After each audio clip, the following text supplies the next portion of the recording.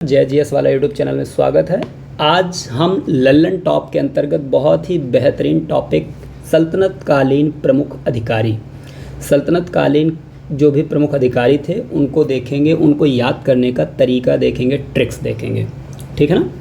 उससे पहले कि मैं सल्तनत काल के बारे में डिस्कस करूं, उसके अधिकारियों, उस समय कौन कौन से अधिकारी हुआ करते थे, अलग अलग पद के अधिकारियों को अलग अलग नाम से जाना जाता था, उन सब चीज़ के डिस्कस करने से पहले सबसे पहले थोड़ा सल्तनत काल के डिस्कशन कर लिया जाए। दोस्तों, अगर मैं बात करूं सल्तनत काल की, अगर मैं बात करूं यहाँ पर सल्तनत काल की, ठीक, तो सल्तनत काल कब से कब तक चलता है आपको पता है। 1206 से लेकर के 1526 तक बेसिकली ये टाइम चलता है, ठीक है ना।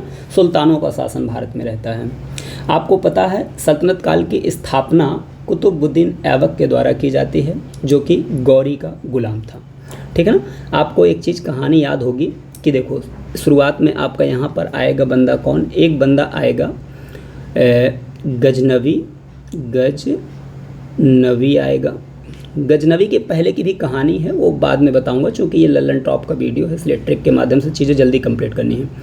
गजनवी के बाद आपको पता है कि गौरी आता है, और गौरी के ही बेटा दो ठो गुलाम थे। एक का नाम था कुतुबुद्दीन ऐबक और एक का नाम था बख्तियार खिलजी। और कुतुबुद्दीन ऐबक के द्वारा ही बेटा 1206 में दिल्ली सल्तनत की स्थापना की जाती है। दिल्ली सल्तनत की स्थापना की जाती है।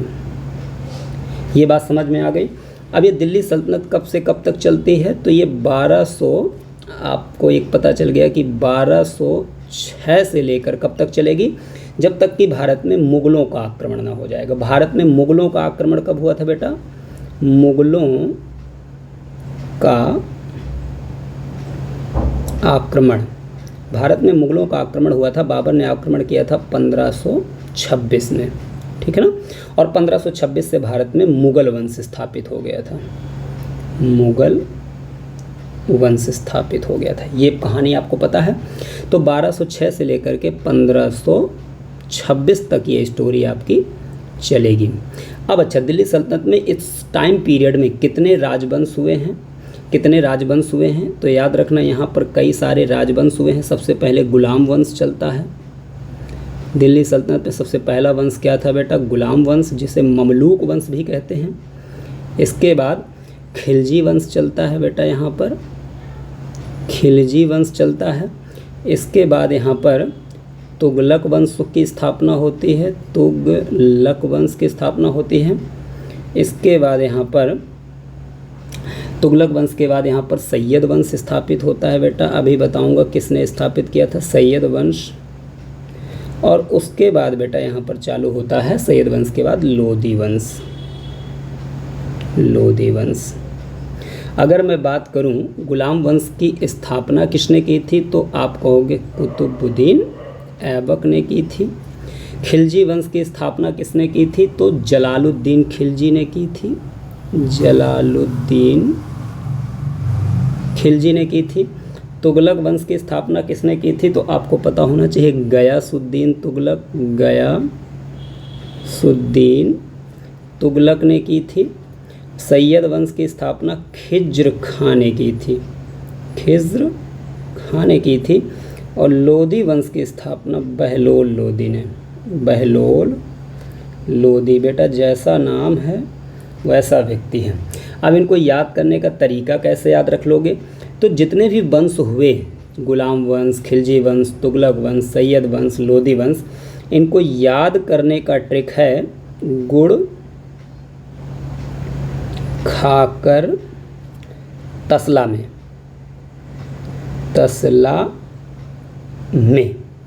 ऐसे आपको ये सारे वंश याद हो जाएंगे। गुड़ का मतलब गुलाम, खाकर का मतलब हो जाएगा खिलजी, ता का मतलब तुगलक, सा का मतलब सैयद, ला का मतलब लोधी और माँ का मतलब फिर आपका मुग़ल आ जाएंगे। तो गुड़ खाकर तसला में, तो ये सारा याद हो जाएगा। उसके बाद किस वंश की स्थापना किसने की थी, इसको याद करने के लिए एक लाइन याद रख सकते हो, कितने जल गए खजाने बहलोल के कारण। क्या याद रख लोगे बेटा, कितने जल गए खजाने, कितने जल गए खजाने, एक सेकंड, कितने जल गए खजाने, कितने जल गए खजाने बहलोल के कारण, बहलोल के कारण। या ना भी याद रख सको ऐसा तो सिंपल से याद रख सकते हो, कितने जल गए खजाने लोल के कारण या बहलोल के कारण, ऐसे भी याद रख सकते हो। ठीक है ना, बेवकूफ़ टाइप का जो आदमी होता है ऐसे। तो कितने का मतलब बेटा क्या हो जाएगा, कितने का मतलब कुतुबुद्दीन ऐबक, जल का मतलब जलालुद्दीन, गए का मतलब गयासुद्दीन, खजाने का मतलब बेटा खिज़्र खां, बहलोल का मतलब बहलोल लोधी, बहलोल लोधी। चूँकि लोधी वंश की स्थापना किसने की थी, बहलोल लोधी ने की थी। सैयद वंश की स्थापना किसने की थी, खिज़्र वंश। तो अगर आप गुड़ खा के तसला में याद रख लेते हैं और कितने जल गए खजाने बहलोल के कारण, अगर ये 2 लाइन याद रख लेते हैं तो दिल्ली सल्तनत के सभी जो 5 वंश हुए हैं, गुलाम, खिलजी, तुगलक, सैयद, लोधी और उनके संस्थापक, ये बड़े आसानी से आपको याद हो जाएंगे। तो उम्मीद है कि ये चीज़ आपको अच्छी लग रही होगी, समझ में आ गई होगी कि दिल्ली सल्तनत में कब से कब तक कौन सा शासन रहता है किसका, ये पूरी कहानी आपको लगभग थोड़ा सा क्लियर हो गई होगी। अब इसके बाद हम देखेंगे कि इस दिल्ली सल्तनत में इस पूरे साल मतलब 1206 से लेकर के 1526 के आसपास का टाइम जो था, इस पूरे दिल्ली सल्तनत में जो पदाधिकारी हुआ करते थे उनको किस नाम से जाना जाता था और उनके नाम याद करने का तरीका। तो बेटा सबसे पहले हम यहाँ पर देखेंगे आरिज़ ए मुमालिक। क्या नाम है बेटा, आरिज़ ए मुमालिक कौन था, तो याद रखना आरिज़ ए मुमालिक, यहाँ पर आरिज़ शब्द को फोकस करना, आरिज़ शब्द, आरिज़ ए मुमालिक सैन्य विभाग का प्रमुख होता था। ठीक है ना, यहाँ से याद कैसे रखोगे, आरिज़, आरिज़ से आप आरी याद रख लेना, आरी, आरी होती है ना, ये इस टाइप की आरी होती है। याद रखना पहले के ज़माने में सजाएं दी जाती थी और सजाएं जब दी जाती थी तो लोगों को आरी से काट दिया जाता था कई बार। ठीक है ना, जो बहुत कठिन सजा होती थी तो उसको आरी से काट दिया जाता था पूरा शरीर को। तो ये सब काम कौन करेगा, तो सैन्य प्रमुख करेगा। ठीक है ना, तो ऐसे आप याद रख लोगे, आरिज शब्द जब आएगा तो दिमाग में रखना कि आरी से काट देता था। कौन काट देता था, सैन्य विभाग का जो प्रमुख होता था, सेना का जो प्रमुख होता था, दंड वही तो देगा। ठीक है ना, उसके बाद अगला जो पॉइंट है बेटा यहाँ पर कि वरीद ए मुमालिक। क्या नाम है बेटा, वरीद ए मुमालिक। वरीद ए मुमालिक में आप शब्द वरीद को कोड करिएगा। किसको कोड करिएगा बेटा, वरीद को कोड करिएगा।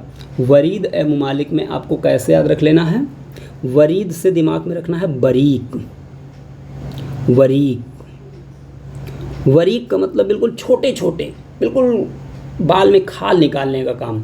और बाल में खाल निकालने का काम कौन करता है बेटा, गुप्तचर विभाग। एकदम बिल्कुल गुप्त होकर के चीज़ों को पता कर लेता है, ऐसे याद रख लेगा। बरीद, बरीद से आपको बरीक याद रखना है। बरीक मतलब छोटे छोटे जगह जा कर के उसकी जानकारी इकट्ठा करने का काम कौन करेगा, गुप्तचर विभाग करेगा। इसके बाद बेटा अगला है सद्र उस सद्र, सद्र उस सद्र। तो यहाँ इसको बेटा याद कर लेना, इसका कोई विशेष कोड नहीं है। धार्मिक मामले, जब सद्र की बात होगी तो धार्मिक मामले का प्रमुख होगा। ठीक है ना, उसके बाद आपको याद रख लेना है यहाँ पर, उसके बाद याद रख लेना है आपको वकील ए दर। अब इसको कैसे याद रख लोगे कि राजा की व्यक्तिगत घरेलू कार्यों का जो प्रधान होता था उसे हम वकील ए दर कहते थे। इसको याद कैसे रखोगे बेटा, ये आएगा आपके प्रश्न एग्जाम में और ये पूछेगा। ठीक है ना, या सिंपल ये लाइन लिख देगा, आपसे पूछ लेगा इनमें से बताओ कौन सा बंदा सही है। तो जब भी कभी व्यक्तिगत और घरेलू कार्यों की बात हो तो याद रखना दर। आप दर के बारे में जानते हो, मेरे दर आजा ओ मैया। तो दर का मतलब क्या है, घर। दर का मतलब क्या है, घर। मेरे दर आजा, मेरे घर आजा। तो यहाँ से घरेलू कार्यों को याद रख लोगे। इसके बाद अगला पॉइंट है बेटा मुहतसिब।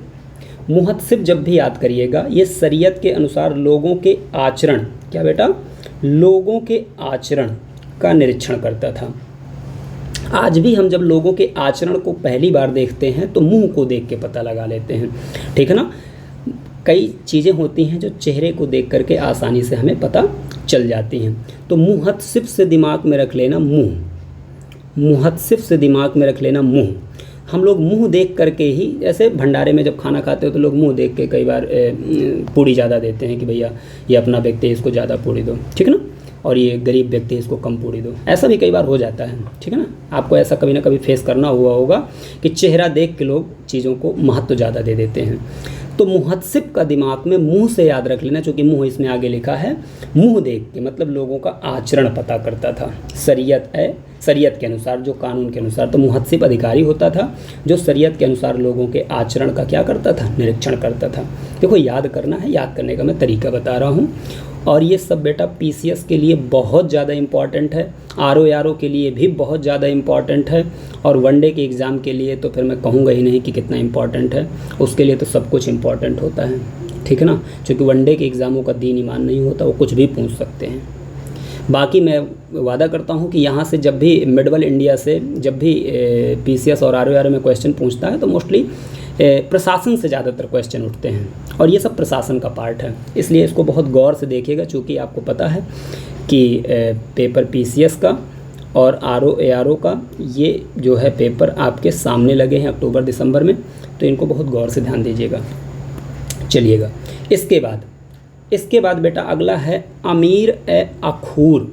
अब इसको कैसे याद रख लेगा कि अश्वशाला का प्रधान, अश्वशाला मतलब घोड़े की सेना का प्रधान, ठीक है ना, अश्वशाला का मतलब घोड़े की सेना।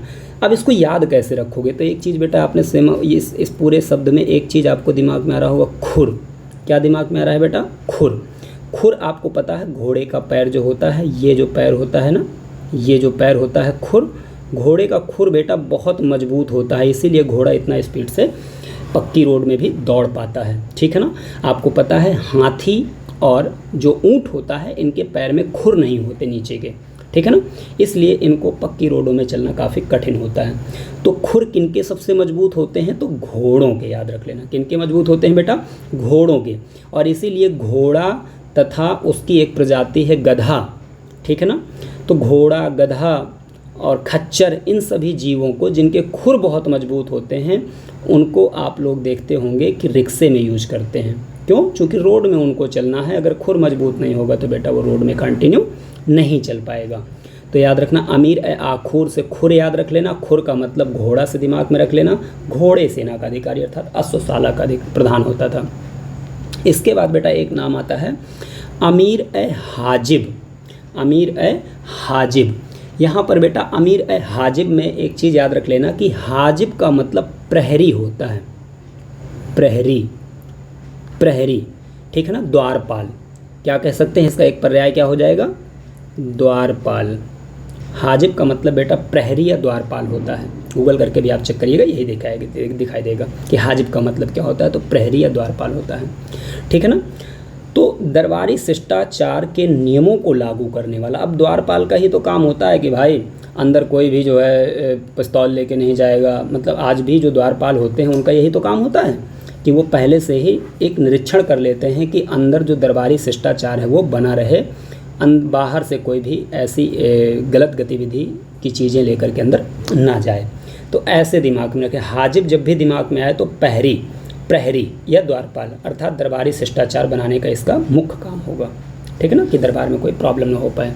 इसके बाद बेटा अगला जो नाम है, इसके बाद बेटा जो अगला नाम है अमीर ए बहर। क्या नाम है बेटा, अमीर ए बहर। जब इसका मतलब क्या होता है, आंतरिक नौकायान तथा जल मार्ग का निरीक्षण करने वाला अधिकारी होता है। तो इसको याद कैसे रखोगे, बहर, बहर का मतलब बह गया, बहर का मतलब बह गया। अब बहेगा कौन, तो नाव बहेगी। कौन बहेगा बेटा, पानी में कौन बहता है, तो नाव बहती है। किसके माध्यम से, जल मार्ग के माध्यम से, ठीक है ना। ऐसे दिमाग में रख लोगे तो अमीर ए बहर आंतरिक नौकायान तथा जल मार्ग का निरीक्षण करने वाला अधिकारी सल्तनत काल में पता चल जाएगा। इसके बाद अगला बंदा है अमीर ए तुजुक। क्या बंदा है बेटा, अमीर ए तुजुक। अब अमीर तुजुक कौन था? तो ये जो है उत्सवों का आयोजन करने वाला, जो उत्सव होते हैं, फंक्शन होते हैं, तो उनका आयोजन करने वाला बेसिकली ये अधिकारी होता था तुजुक। इसको कैसे याद रखिएगा? तुजुक से याद रखिएगा बेटा ताजिया। क्या याद रखिएगा? ताजिया। और आप जानते हो मुसलमानों का बहुत बढ़िया त्यौहार होता है ताजिया, ठीक है ना, जिसमें बड़े जुलूस के साथ लोग बाहर निकलते हैं, ठीक है ना, और झंडे को लेकर के आगे बढ़ते हैं। तो ताजिए से याद रख लेना, ताजिया क्या है? एक उत्सव है।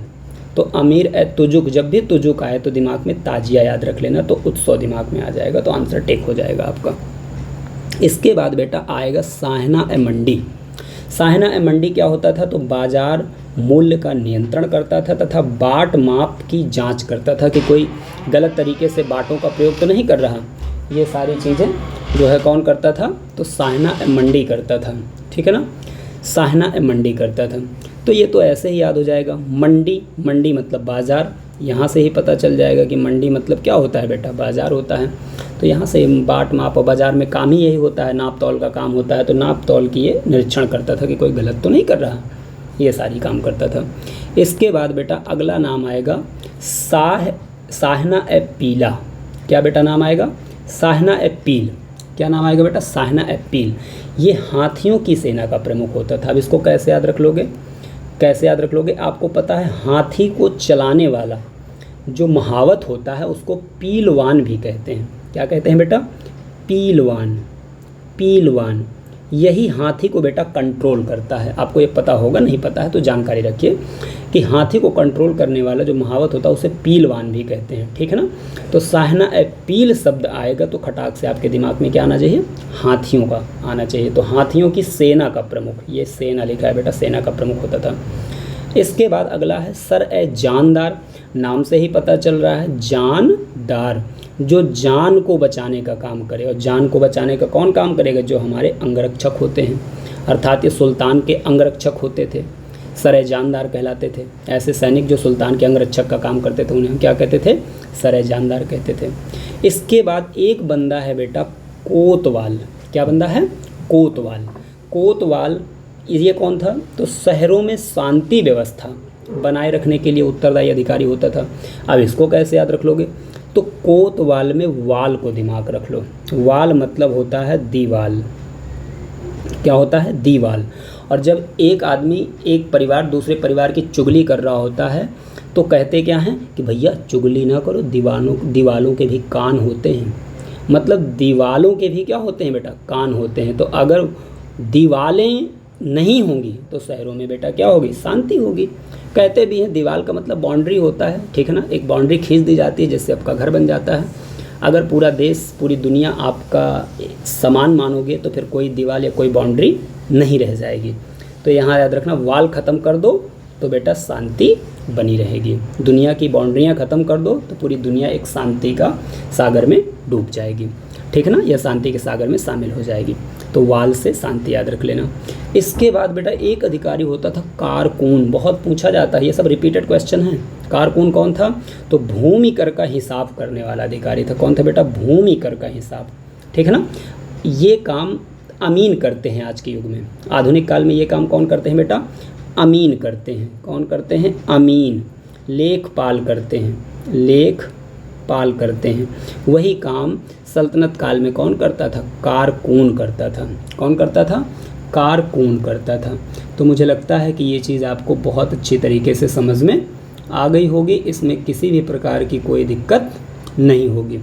तो अमीन वाला काम ये कारकून करता था, ठीक है ना। भूमि कर का हिसाब रखना, खसरा खतौनी, ये सब चीज़ों का डिटेल रखना। आज ये बेसिकली लेखपाल के द्वारा किया जाता है, ठीक। तो ये सारे इम्पॉर्टेंट जो है अधिकारी थे जो किस काल के थे बेटा? सल्तनत काल के थे। सल्तनत काल के बारे में जो भी इम्पॉर्टेंट स्टोरी है वो भी मैंने यहाँ पर आपको शॉर्टकट तरीके से बताने का प्रयास किया। उम्मीद है ये वीडियो आपको बहुत अच्छा लगा होगा, और कृपया अगर अच्छा लगा हो तो कमेंट ज़रूर कर दें कि भैया अच्छा लगा है, क्योंकि जब आप कमेंट करते हो तभी हमको फिर और अच्छा वीडियो बनाने का मन करता है। जब आप कमेंट नहीं करते हो, वीडियो को देखते नहीं हो, तो फिर हमें अच्छा वीडियो बनाने का मन नहीं करता है। तो अगर अच्छा लगा हो, और मैं बता रहा हूँ कि ये जो वीडियो है, ये जो क्लास का कंटेंट है, ये बेटा PCS और RO के लिए, PCS और RO PCS और ROARO ये 2 एग्ज़ामों के लिए बेहद डेडिकेटेड प्रोग्राम है मेरा, ये चल रहा है। बाकी इसका फ़ायदा वनडे के सभी एग्ज़ाम के बच्चे उठा सकते हैं। मेरा फुल डेडिकेशन PCS और ROARO को लेकर के ही आने वाले समय में कंटेंट क्रिएशन होगा, ठीक है ना। तो इस चीज़ को याद रखिएगा और चैनल को ज़्यादा से ज़्यादा शेयर करें, सब्सक्राइब भी कर दें अगर मन हो। अगर अच्छा लगे तो सब्सक्राइब करें, अगर अच्छा ना लगे तो बिल्कुल मत सब्सक्राइब करें। लाइक ज़रूर कर देना भैया। तो आज की वीडियो को हम यहीं पर समाप्त करते हैं, फिर मिलेंगे नेक्स्ट क्लास में, नेक्स्ट लर्न टॉप की सुंदर सी क्लास में। तब तक के लिए जय हिंद, जय भारत।